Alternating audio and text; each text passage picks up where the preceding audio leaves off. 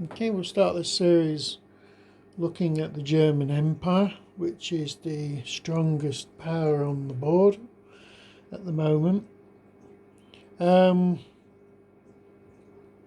have got lots and lots of advantages. They've got a very powerful army, the most powerful army there is in the game. Their top quality units, with a rating of 8 strength points, are some of the best in the game. They have a fantastic network of railways and an internal lines of communication. They have a very, very robust morale in terms of their shaken limit is at 1,500 for 1915 is the best in the game. They have the best industrial capacity by a long chalk. It's almost better than the entire combined ammunition output of the Allies. They have a decent amount of good quality replacements coming in at a regular basis. In terms of their position on the map, they have conquered Luxembourg, Belgium, and significant parts of France. In the east, they may have lost large areas of East Prussia, and at one point they were back along the line of the Elbe River here, but they've still not managed to retrieve all of East Prussia, but they have done most of it. In Poland, they've made massive. They've been the main driving force behind capturing Warsaw, and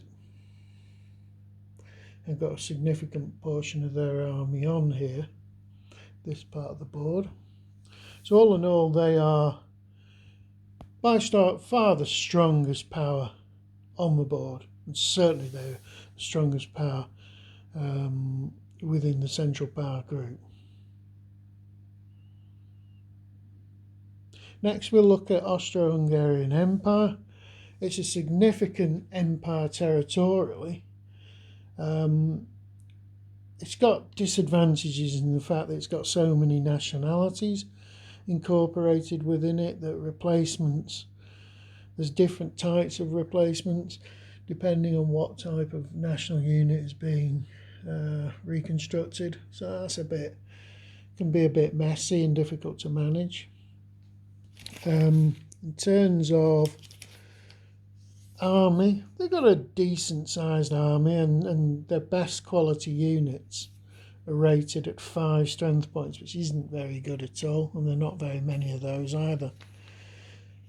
In terms of industrial capacity, at 15 strength points, it's poor, and it's totally inadequate to maintain a modern war on this basis.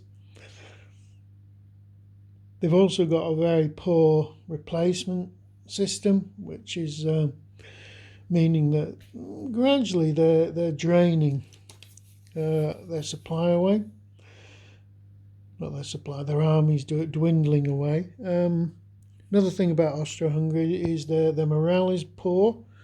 They've got a shaken rate for 1915 at 550, and they are around 360 at the moment, so they're not careful, they could become shaken in 1915.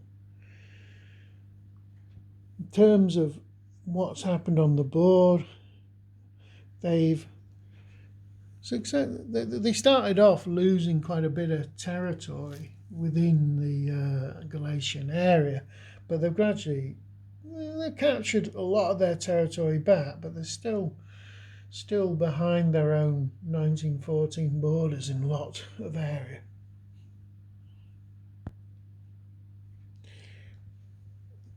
Other territorial successes they've had is in combination with Bulgaria, they've captured the whole of Serbia, which is a huge amount of territory in terms of the First World War.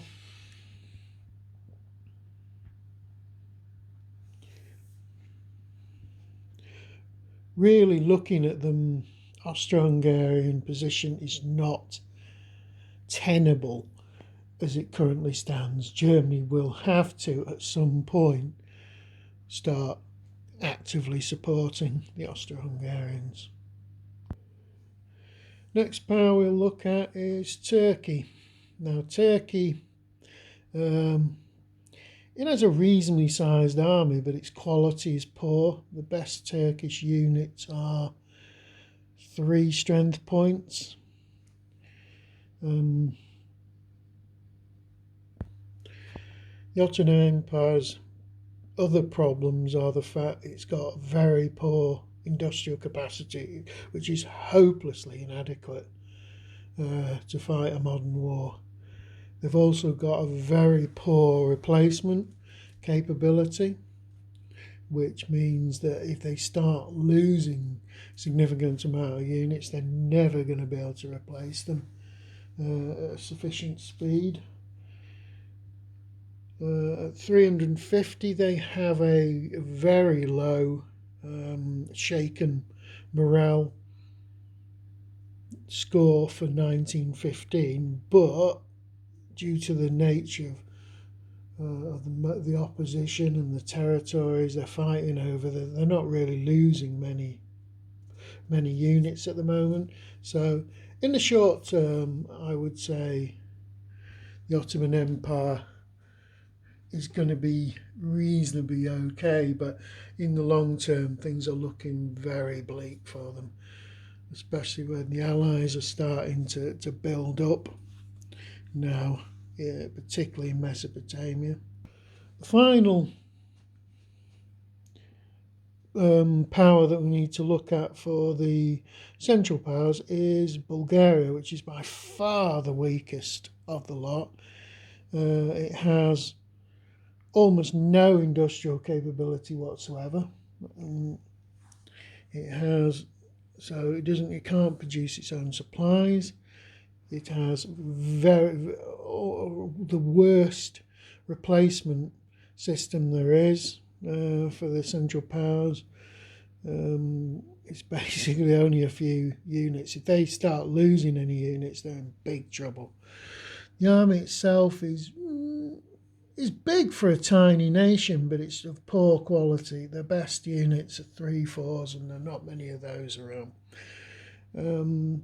Bulgaria has been responsible for taking huge parts of southern Serbia. In terms of their morale, they are the worst placed nation on the board. They have like a 50-point demoralization level, after which they will simply surrender and leave the game. Bulgaria's position in the short term is good because they don't actually have any active fronts, and they have only a small number of units they've lost so far, 5 strength points, so they're well off 50 demoralization points.